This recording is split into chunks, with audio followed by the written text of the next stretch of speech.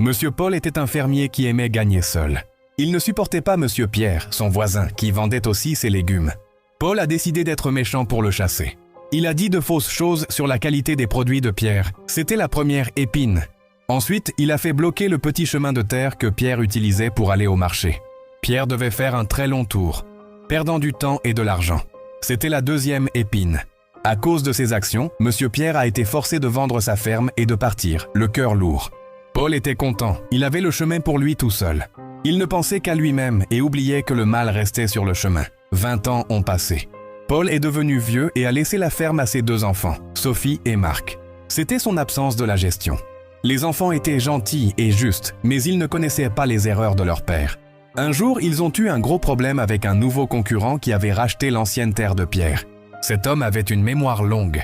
Soudain, Sophie et Marc ont commencé à perdre leurs clients importants.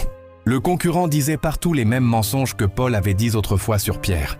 Les enfants ne comprenaient pas pourquoi les gens étaient si méchants.